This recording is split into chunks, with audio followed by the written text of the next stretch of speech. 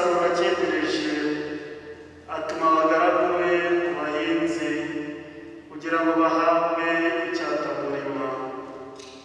Ariko abahinzi bafata abagaragu be, umwe baramukubita, undi baramwica, undi bamutera amabuye. Nuko arongera yohereza abandi bagaragu baruta aba mbere bwinshi, nabo babagenza batyo. Hanyuma abatumaho umwana we, yibwira ati umwana wanjye we ntacyo bazamutwara. Ariko abahinzi babonye umwana we barabwirana bati dore uzamuzungura, nimuze tumwice maze tuzazungura ibye. Nuko baramufata bamwigiza hirya y'imizabibu baramwica. Aho nyir'imizabibu azahindukira azagenzereza ate abahinzi? Baramusubiza bati abo batindi azabica b'abagome, maze imizabibu ye ayakira abandi bahinzi bazajya bamuha icyatamurima isarura rigeze. Nuko Yesu arababwira ati ntimwigeze musoma mu byanditse ngo ibuye ryajugunywe n'abubatsi ryabaye insanganyamakuta. Icyo gikorwa cya Nyagasani cyatubereye igitangaza, nicyo gituma mbabwira nti ingoma y'Imana muzayinyagwa, maze ihabwe ihanga rizayibyaza inyungu. Iyo ni Ivanjili ntagatifu.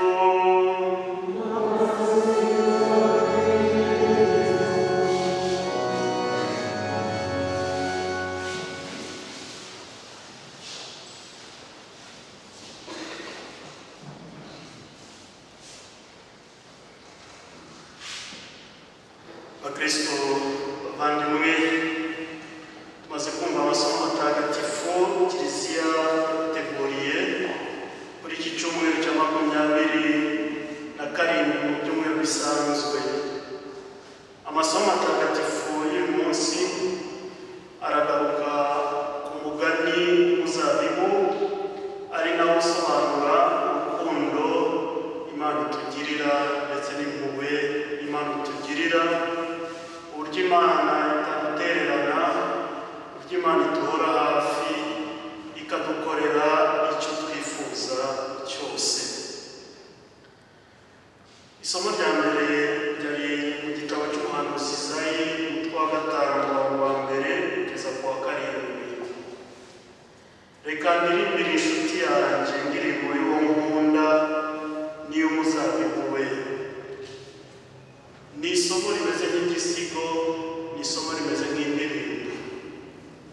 Burya mu mateka y'Abayisiraheli, igihugu cya Isiraheli bagiraga ibihingwa bibiri by'ingenzi. Icya mbere ni ingano, ari nazo bavanagamo umugati. Hakaba rero n'umuzabibu, ari nawo bengagamo divayi. Muribuka bya bikoresho bibiri, umugati na divayi, twifashisha mu gitambo cy'Ukarisitiya cyangwa Yesu yakoresheje kugira ngo abihinduremo isakaramentu ry'umubiri n'amaraso bye. Umugati na divayi, ingano n'umuzabibu. Umuzabibu rero bari bawuzi cyane, ufite agaciro gakomeye ku buryo zari inshingano z'umugabo kwita ku muzabibu we, ndetse no mu Rwanda rwa kera rwo hambere, uburyo umugabo yitaga ku nsina ze, urutoki rwe, akarumenya uko bwije uko bukeye. Byari rero n'akarusho ku buryo igihe cyo gusarura imizabibu abantu bagendaga baririmba ko imizabibu igiye kumera, igira imbuto zigiye gusa n'ikawa. Wenda ababaye mu Rwanda mugihinga ikawa nyinshi, muri ku buryo abantu bajyaga gusarura ikawa yari benshi bashobora kugenda baririmba. Rero baririmbaga iyi ndirimbo, iki gisigo cyo kuririmbira urukundo nyir'umurima akunda umuzabibu we, ko agomba kuwutegura ukawutera bakawitaho umunsi ku wundi. Indirimbo yaje guhinduka itangira no gukoreshwa mu bukwe, abantu bakagereranya urukundo nyir'umurima akunda umuzabibu we n'ukuntu awitaho, bakabigereranya n'uko umugabo agomba kwita ku mugore we. Rero ahari nyir'umurima akahashyira umugabo, umuzabibu akawugira umugore, bagaragaza ko umugabo agomba kwita ku mugore we. Aha rero iyi ndirimbo y'ubukwe niyo Izayi yakoresheje agereranya urukundo nyir'umurima akunda umuzabibu, urukundo umugabo akunda umugore we, akabigereranya n'urukundo Imana ikunda umuryango wayo Isiraheli. Twumvise ibyo Imana imukorera, gutabira, atabira ubutaka agakuramo amabuye akabuteramo ingemwe z'indobanure, hagati mu muzabibu yubakamo umunara, acukuramo n'urwengero. Ibi byose akabikora ategereje ko urwo rubuto rwe yakwitayeho azarusaruraho imbuto nziza. Aya magambo Yesu yaje kuyasubiramo mu ivanjiri y'uyu munsi, ivanjiri ya Matayo 21:33 kugeza kuri 43.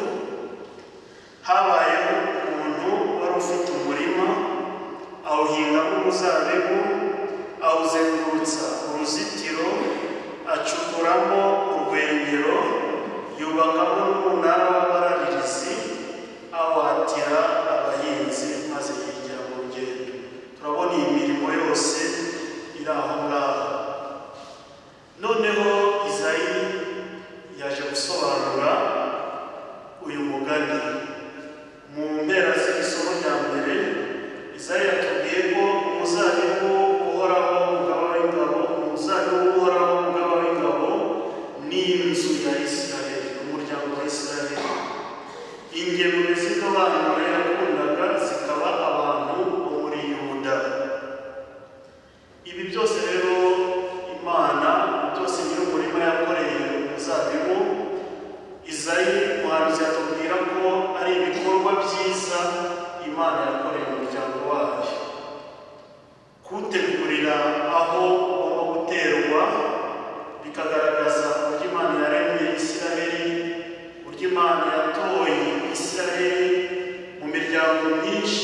Imana yigira umwihariko, uburyo Imana yavanye Isiraheli mu bucakara bwa Misiri, uburyo Imana yaherekeje umuryango mu butayu imyaka 40, uburyo Imana yawutuje mu gihugu cyiza, igihugu gitembamo amata n'ubuki. Ariko hari n'akarusho. Izayi twasomye igitabo ni Izayi umutwe wa 5, ni mu bihe twita, ni mu gice cya mbere cy'igitabo cy'umuhanuzi Izayi. Iki gitabo Izayi yacyanditse mu bihe byiza, mu bihe by'amahoro, ibihe bita ikinyejana cya 8 mbere y'ivuka rya Yesu Kristo. Igihugu cyari kimeze neza. Kuvuga kuri ibyo maze kuvuga, twakongeraho amahoro Imana yahaye icyo gihugu. Imana yari yarabahaye amahoro, Imana yari yabahaye ubukungu mu gihugu icyo gihe, muri icyo kinyejana. Barahinze bareza, baracuruzaga bakunguka, ndetse bari barabaye abakire, igihugu kimeze neza. Imbuto rero nyuma y'ibyo Imana yakoze, imbuto zari izihe Imana yari itegereje kuri uyu muryango? Izayi arakomeza akatubwira muri isomo rya mbere ati Imana yari yizeraga ko uzera imbuto nziza, ariko wera imbuto mbi. Yizeraga ko uzera imbuto nziza, ariko wera imbuto mbi. Tugiye gusoza, Izayi yatubwiye ati yarabatezeho ubutungane, none baratera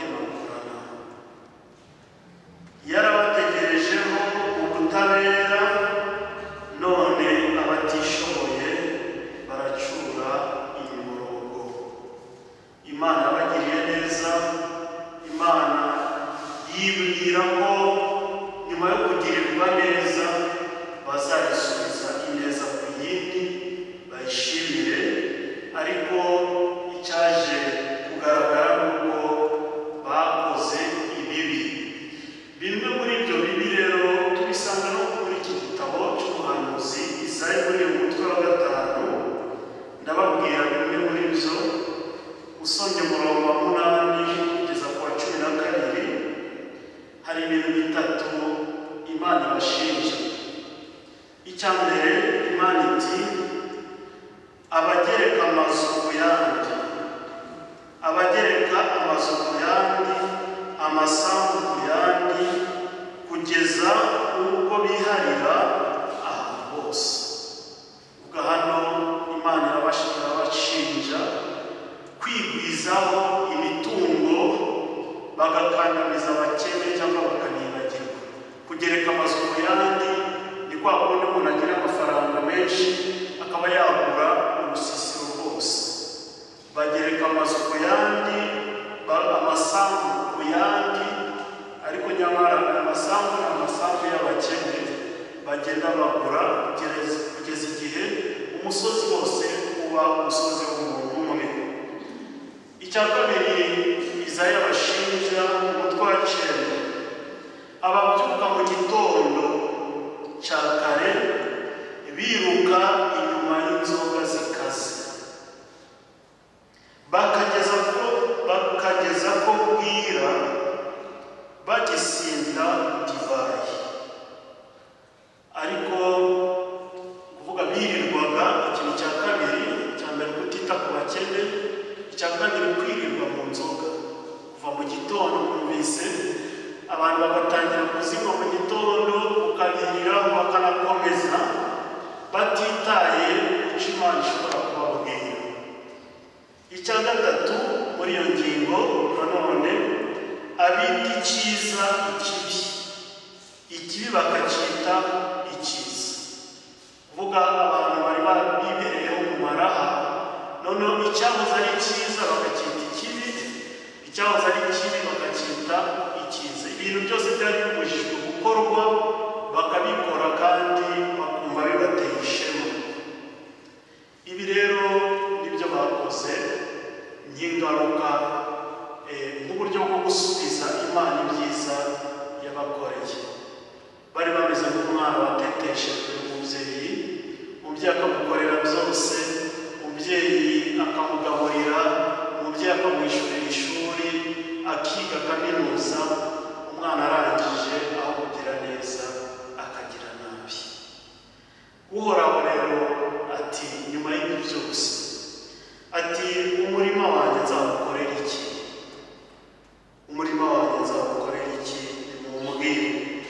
Imana iti ngiye kuwurekura, ngiye kuwutererana, ibyo guhinga ngiye kubivamo kuko ntacyo nungukamo. Bavandimwe, iri somo riradusaba natwe kuzirikana ku buzima bwacu. Nari maze kubabwira ibijyanye na Isiraheli, by'Imana yakoreye Isiraheli, ariko ijambo ry'Imana turihabwa kugira ngo buri wese aryakire mu buzima bwe. Uwo muzabibu ni jyewe, uwo muzabibu ni wowe. Imana yagukoreye iki? Imana yagukoreye iki? Ibyo tuziranyeho twese nuko Imana yaturemye. Icya mbere, yaturemye mu buntu bwayo, nta kintu yari ikoze kugira ngo ikureme. Uri imbuto y'impuhwe z'Imana. Kuko impuhwe z'Imana, Imana yarakuremye, irakubwira iti baho. Nyuma Imana yaraguhamagaye kuba turi hano, nuko twese twabatijwe. Imana yaraguhamagaye muri Kiliziya, iguha izina rya Kristo. Imana yarakureze ikoresheje ababyeyi bawe, ikoresheje Kiliziya warerewemo, ikoresheje guhabwa Ukaristiya ntagatifu, uhabwa ijambo ry'Imana. Imana yakwitayeho mu buryo bushoboka. Imana yaragutunze, Imana yarakuvuye indwara uriho, si uko uri mwiza kurusha abandi, ariko nuko Imana yakugira umuntu.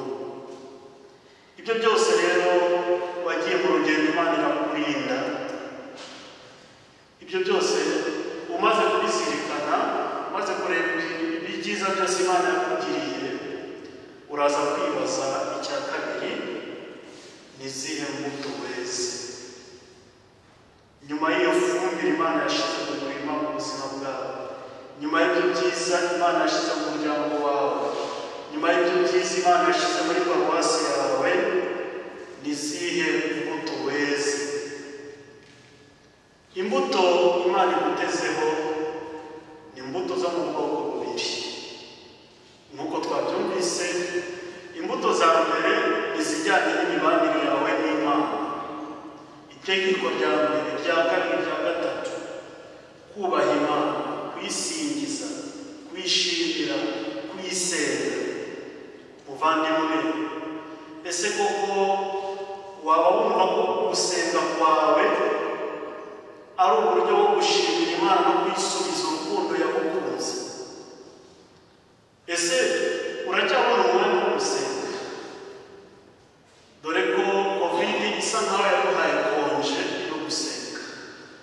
Hari abantu baheruka gusenga kiliziya zifunguwe, tumaze kubwirwa ko zifunzwe byari nk'impamvu, bamwe n'isengesho ryo mu ngo bararihagarika.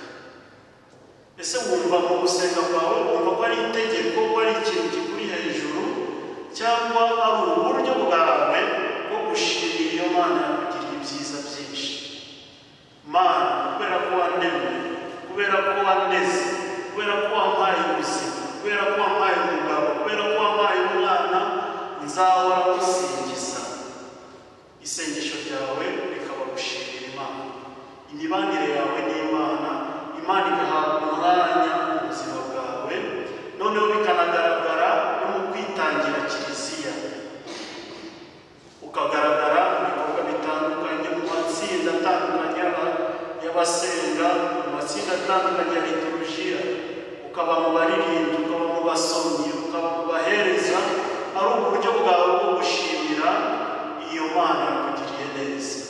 Ese ujya ubikora cyangwa uri umukristo uriko uramukora? Imana yawe wayitura iki byiza yakugiriye? Icya kabiri, imbuto ya kabiri Imana igusaba, kuvuga nyuma yo kubana neza n'Imana, Imana ikagusaba kubana neza n'abavandimwe bawe. Kubana neza n'abavandimwe, twumvise Abayisiraheli Izayi yabashinja kutita ku baciye bugufi, kutita ku bakene, kutita ku bantu batishoboye. Nanone ndagaruka kuri covid, nayo isa yatubereye igipimo cyangwa umunzani w'urukundo, kuko ibyumweru bibiri bya mbere bya covid bakimara kutubwira ngo ibintu byose birahagaze, buri wese akoresha ibyo afite. Hari abo covid yasanze bafite byinshi mu mazu yabo, abandi covid basanga ntacyo bafite. Icyo gihe rero urukundo rwacu, Kristo bwacu bwaragaragaye ku buryo n'uwajyaga kugura, hari igihe washobora kujya mu iduka ukagenda ushaka umunyu. Umukristo wa mbere wageraga mu iduka ririmo umunyu, yaragendaga akagura umunyu wose. Ntanze urugero rw'umunyu, ukagura umunyu wose udatekere, ntawe ari wowe wenyine uwukeneye. Ntabwo tubwizanye ukuri, ntabwo habayeho gutekereza undi. Buri wese yavuze, yahise atekereza ati njyewe nzakenera iki muri iki gihe. Wabona ahantu hari umuceri, ufite amafaranga ukagura umuceri wose, ukagura ibishyimbo byose, kugira ngo uzabeho wowe n'abana bawe. Twabaye abanyamwigendaho icyo gihe rero, ba bantu batunzwe n'ibyo bakora buri munsi, b'abanyonzi, b'abamotari, b'abazunguzayi twagendaga twumva barahapfiriye. Twabaye abakristo gito, zamuwe turirimba zarabuze, ibitaro byaratabaje, abo covid yasanze mu bitaro babaye rero bagize ibibazo bikomeye. kubona umuntu ukugezaho amafunguro byari ikibazo. Nta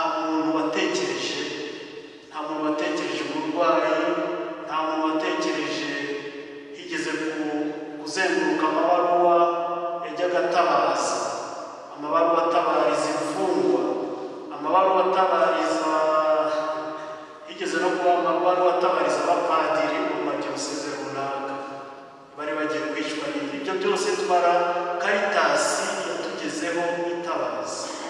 Muvandimwe, icyo gihe umutima wawe wa gikristo, umutima wawe w'impuhwe weze izihe mbuto mu mibanire yawe n'Imana, mu mibanire yawe n'umuvandimwe, umuturanyi wawe. Ese wigeze gutekereza ku cyo yariye? Ese ujya ubitekereza umaze kurya bigasigara? Kuko njya mbona muri cya kimodoka gitwara imyanda hari aho ngera nkabona n'imiceri irimo. Iyo miceri bayavuye hehe? Imiceri yasigaye ku meza y'abakristo bariye barasagura, hanyuma ibisigaye barajugunya. Ibyo ngibyo rero abamayibobo iyo bageze ku kimoteri bavanamo amandazi bakavanamo ibintu byinshi, nyamara iryo rindazi aho kurijugunya muri puberi byashoboraga, niba utarikeneye umuturanyi yashoboraga kurikenera. Byibuze no kumenya uko umuturanyi yabyutse nabyo ni ngombwa, byari ngombwa. Iyo ni imbuto ya kabiri rero bavandimwe Nyagasani Yesu Kristo adutezeho. Uyu munsi Nyagasani arongera akubwiye ati muvandimwe, ukorere iki? Nari ngutezeho imbuto nziza, ariko nabonye mu buzima bwawe imbuto mbi. Ijambo ry'Imana buri gihe riza kugira ngo twisubireho.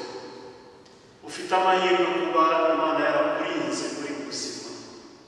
Iyo uza gupfa muri icyo gihe wari kujyana ibihe bikorwa imbere y'Imana. Uyu munsi bavandimwe, muri igitambo cy'Ukaristiya twongere tuzirikane ku mbuto tugomba kwera, turebe ibitubuza kwera imbuto, turebe amashami. Hari igihe igiti kitera kubera kugira amashami atari ngombwa. Amashami ibya bintu ushyiramo imbaraga bikakona, bikagutwara imbaraga zose, nyamara wakagombye kugira amashami makeya kandi amashami y'ingenzi kugira ngo ayo mashami yere imbuto nziza mu mibanire yawe n'Imana, mu mibanire n'abavandimwe bawe. Uhoraho Izaburi ya 79 ariyo yaherekeje isomo rya mbere, yasabaga Imana kutugarura.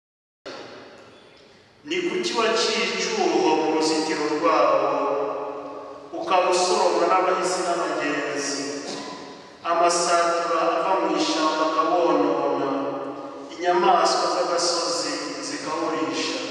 Uhoraho Mugaba w'ingabo, dukundire ugaruke.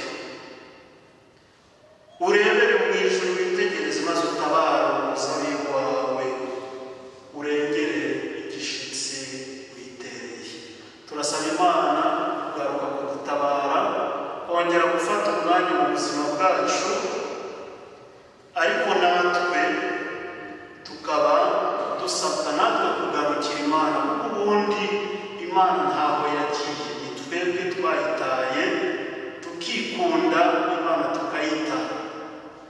Turasabwa rero kugarukira Imana kugira ngo yongere ihabwe umwanya mu buzima bwacu, umwanya wa mbere, maze natwe hagati yacu tukongera kugira uwo mutima w'impuhwe, uwo mutima wita ku byacu, yego, ariko no kwibuka ko n'undi akeneye kubaho nk'uko njyewe bikeneye.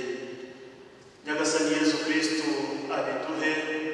Mutagatifu Francisco wa Asizi twizihiza none, tumwitinge, tumusabe aduhe umutima wo gukunda abavandimwe bacu. Mutagatifu